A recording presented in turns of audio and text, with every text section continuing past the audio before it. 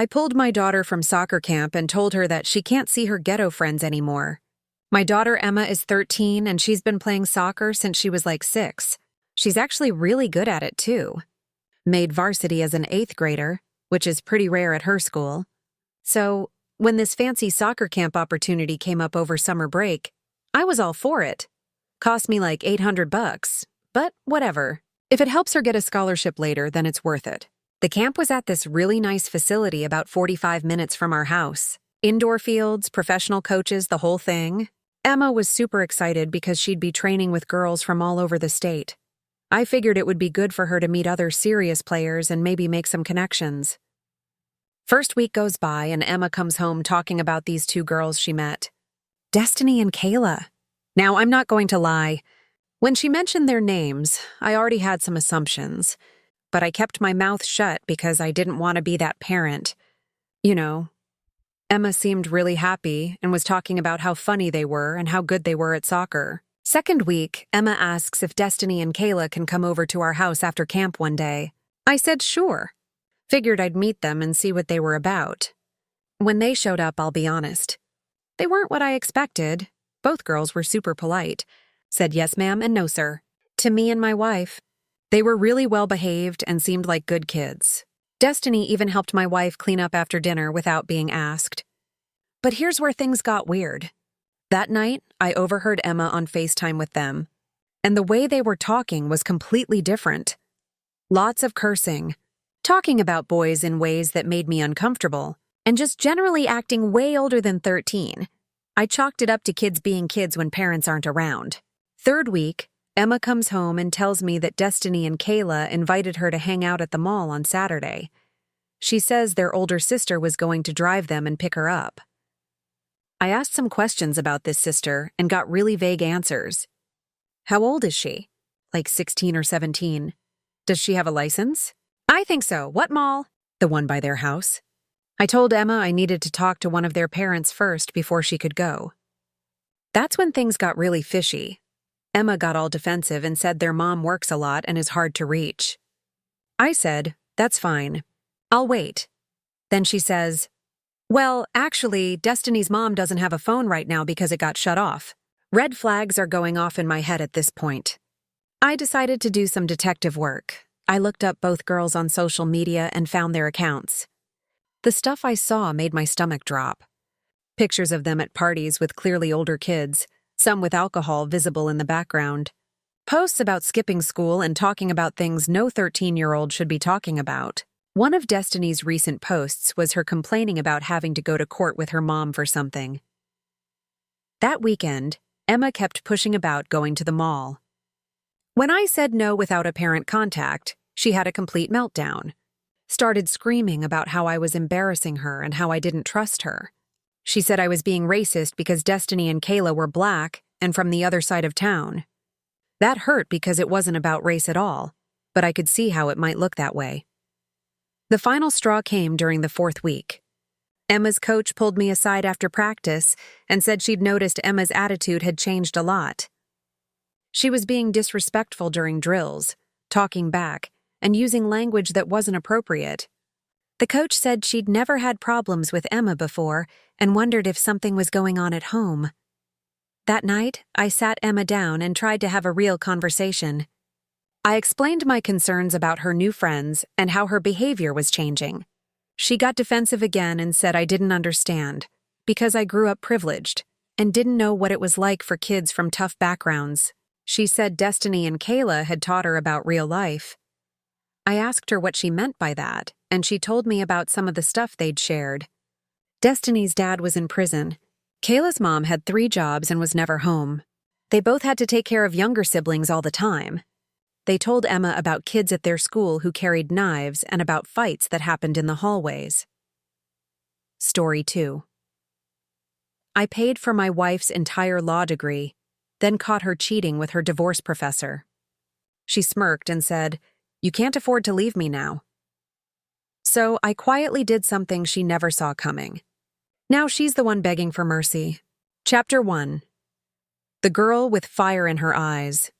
I met Jessica in the basement of a used bookstore where the fluorescent lights flickered just enough to give you a Headache and the smell of old. Paper felt like it was burned into the carpet. She was standing in the legal studies section, furiously scribbling notes into a beat-up spiral notebook, lips pressed tight like she was memorizing the universe. Her hair was in a messy ponytail. Her boots were scuffed. Her coffee cup had more lipstick stains than coffee left in it. She looked exhausted but driven. I asked if she was studying for finals. She said no. She was studying to escape. Law school is not a dream. She said it's the only way out. That line stayed with me, not because it was dramatic, but because she meant it. Humble beginnings.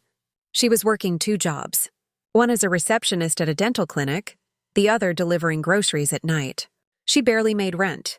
Her scholarship covered only half her tuition, and the rest came from student loans she joked would own her soul until she was 50.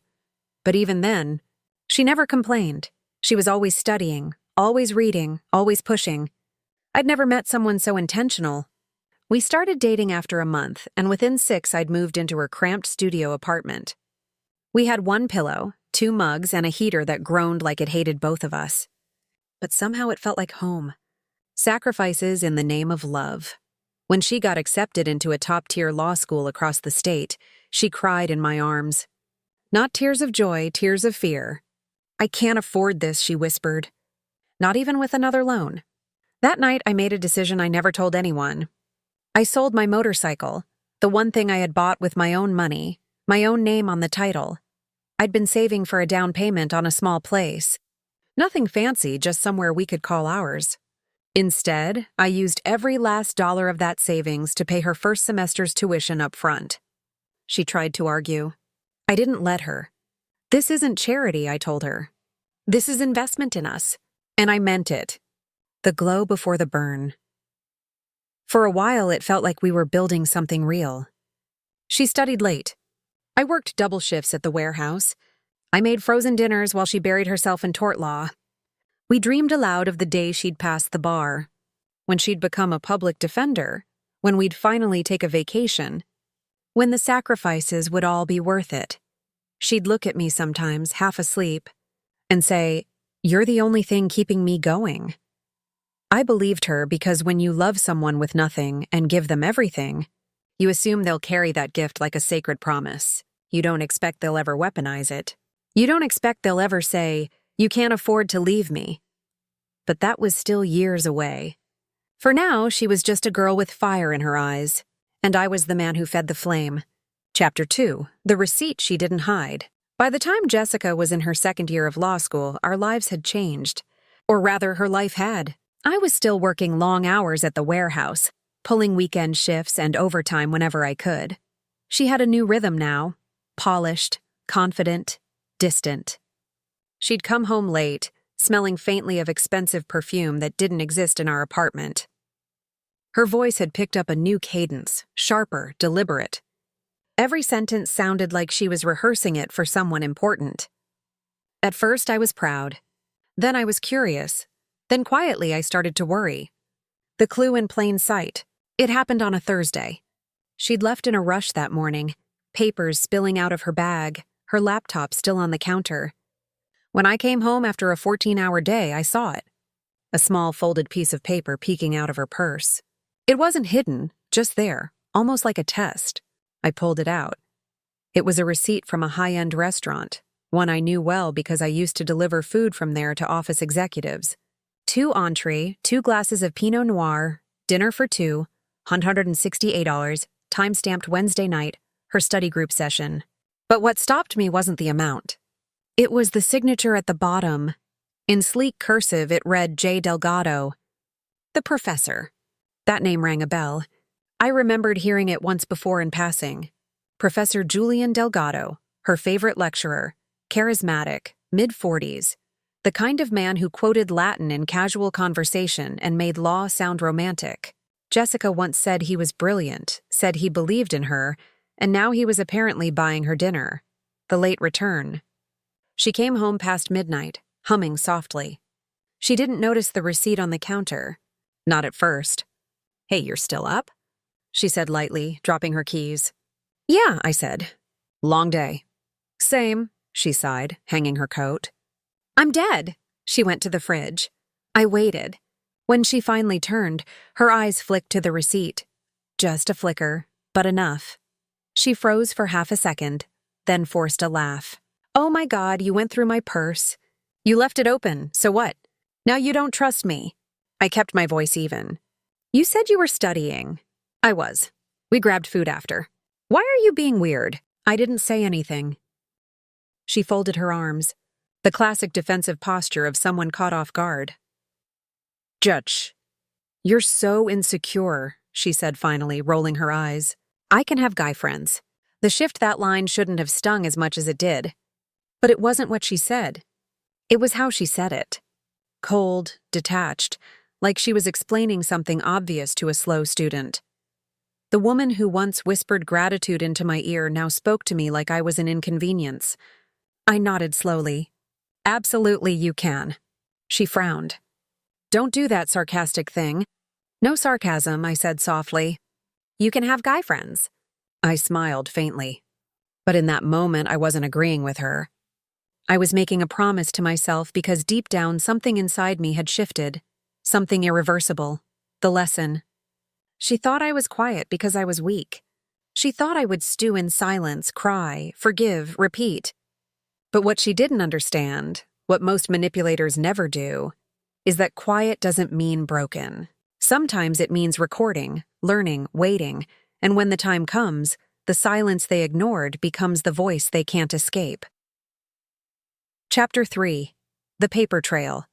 I didn't confront her again. Not about the receipt. Not about Professor Delgado. Not even when she started sleeping with her phone screen down and password protecting her laptop like it held national secrets. Instead, I did something far more dangerous. I got smart. First, the finances. I pulled out every receipt. Every email, every tuition payment I'd ever made for her. Every transfer to her school's bursar. Every book I bought off her syllabus. Every rent payment when she couldn't contribute. I created folders, physical and digital, all labeled timestamped and backed up twice. Then I checked our accounts. She'd been slowly opening credit lines in both our names, small ones, clothing stores, airline cards, but they were stacking up. She assumed I wouldn't notice. She assumed wrong. Then legal advice. I booked an appointment with a friend of mine, Vincent, a divorce attorney I used to play poker with. I told him I was asking for a buddy, but after the first 10 minutes, he closed the folder and looked me dead in the eye. She's not cheating on you, man. She's investing in her exit. I swallowed. If I leave now, she takes half of everything. He raised an eyebrow. If you leave wrong, yes. But if you leave smart, not necessarily. That's when he taught me how marital assets work. What's considered separate property, how documentation trumps drama, and how emotional betrayal is meaningless in court. But financial contribution that talks, quiet changes. I started shifting things quietly. Moved savings into a trust account under my name. Removed her as secondary from the joint credit card. Changed the title on our condo, and which thankfully I bought before we were married and never co-signed. She never noticed. Or maybe she did, but thought I was just being moody again. She'd stopped paying attention to me months ago. That was her first mistake. The education loophole. I found out something that made my blood run cold. I'd paid for her bar exam application fee filed under a gift account I created to surprise her. It meant her law license, her entire career, was partially funded by me, tracked, verifiable. Vincent leaned back in his chair when I showed him the records. You might not be entitled to half her salary, he said. But if she tries to take yours, this is your shield. She was building a life. So was I, just not with her. Every morning she grew more confident, more distant. She had a new wardrobe, new friends, new energy. She was glowing, not with love, but anticipation. Like someone who knew she had options. But what she didn't know was I had options too, and I wasn't going to scream or beg or rage. I was going to let her play her game while I built the ending, one document at a time. Chapter 4. The Final Exam. Jessica thought she was the one setting the terms. Every glance, every late return, every dismissive, "You're overreacting." It all dripped with quiet condescension, like she was managing me. Like I was a temp job she no longer needed but didn't want to fire just yet. Until the day she tried to end it, the initiation. She came home early from class. I was on the couch half asleep after a night shift. She didn't sit. Didn't ask how I was. Just stood there holding her bag like a weapon. "We need to talk." I sat up. "Okay, I think we should take a break. I need space. This isn't working anymore." She said it like it was a memo, like she'd already practiced the phrasing in a mirror. I didn't argue, didn't plead, didn't ask. Why? I simply said, "That makes sense." She blinked, caught off guard. "You're not upset," I shrugged. "You're right. This hasn't been working. I think we both knew." She looked confused, maybe a little annoyed. She'd expected resistance, a fight, maybe even a breakdown. But what she got was indifference, and that was scarier. The folder. 2 days later, she served me papers. She wanted half the apartment's value, half the car, my car, reimbursement for emotional labor and career sacrifices she claimed to have made. She assumed I'd fold, but when we sat in mediation, I pulled out my folder. Every tuition payment, every shared bill, every digital receipt that proved I'd kept us afloat while she chased her dreams. Then I added the kicker.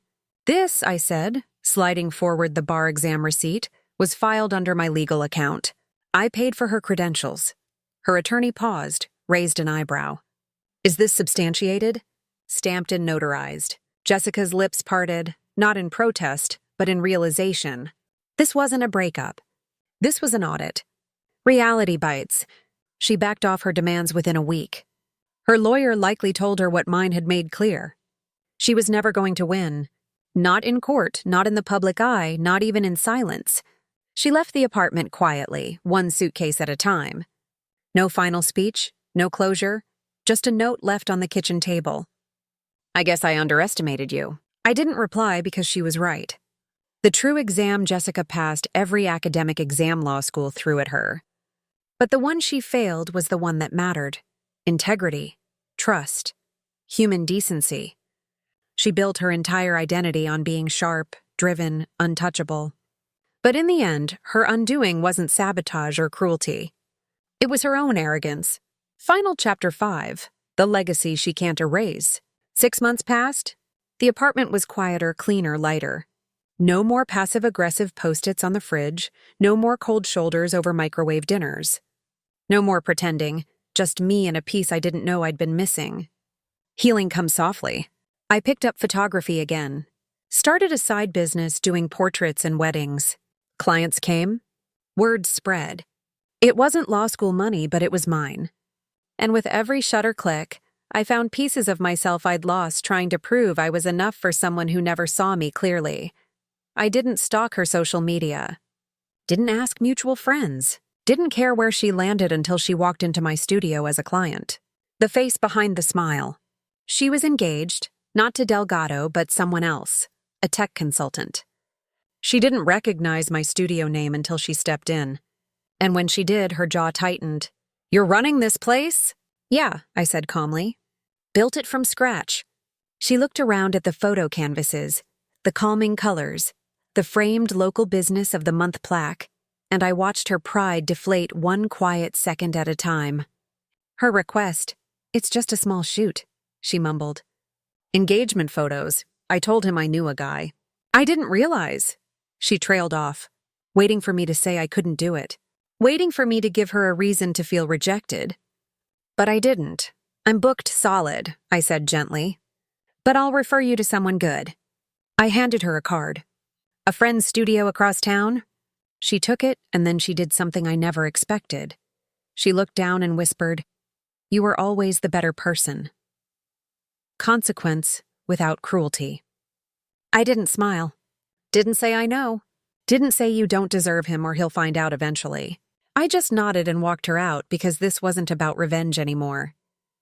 That part was done in silence, in strategy, in dignity.